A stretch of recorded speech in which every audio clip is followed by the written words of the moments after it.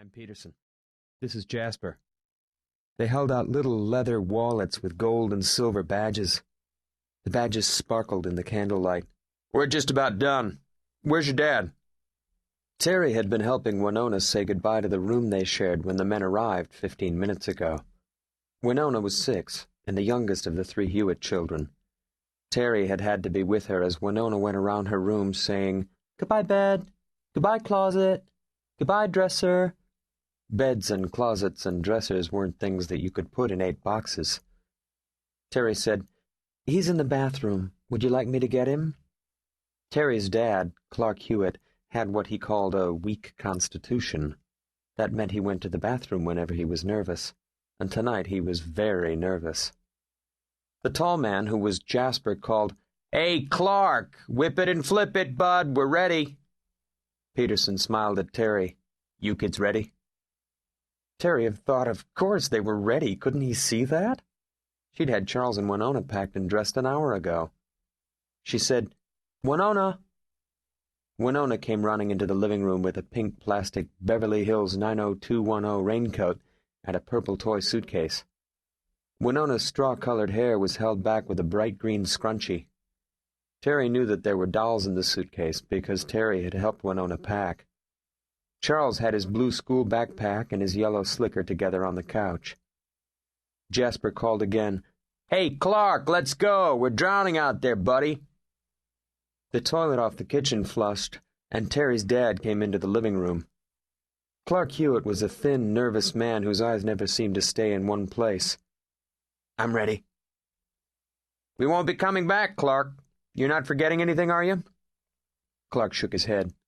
"I don't think so." "You got the place locked up?" Clark frowned as if he couldn't quite remember, and looked at Terry, who told him, "I'll lock the back door and the windows in the garage.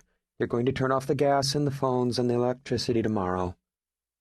Someone with the marshals had given her father a list of things to do, and Terry had gone down the list. The list had a title, "Steps to an Orderly Evacuation." "I just have to blow out the candles and we can go." Terry knew that Peterson was staring at her, but she wasn't sure why. Peterson shook his head, then made a little gesture at Jasper. "I'll take care of the candles, little miss. Jasper, get them loaded." Clark started to the front door, but Reed Jasper stopped him. "Your raincoat?" "Huh?" "Earth to Clark. It's raining like a bitch out there." Clark said, "Raincoat? I just had it." He looked at Terry again.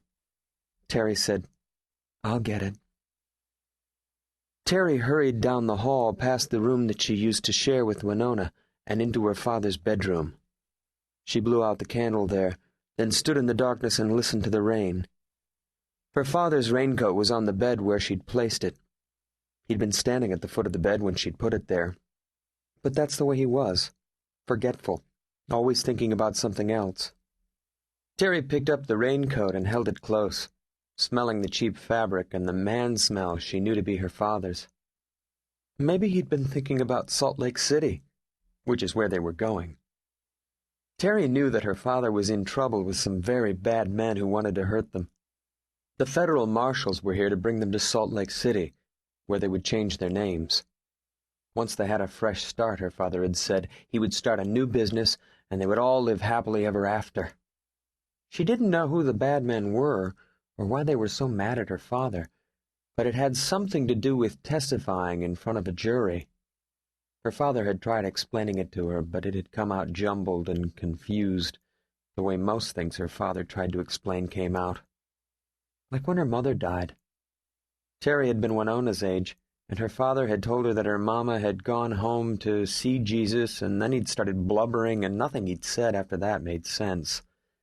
It was another 4 days before she'd learned that her mother, an assistant night manager for the great Northwest food store chain, had died in an auto accident, hit by a drunk driver. Terry looked around the room. This had been her mother's room, just as this house had been her mother's house, as it had been Terry's for as long as she could remember.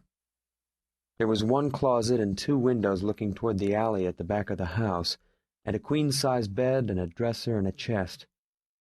Her mother had slept in this bed and kept her clothes in this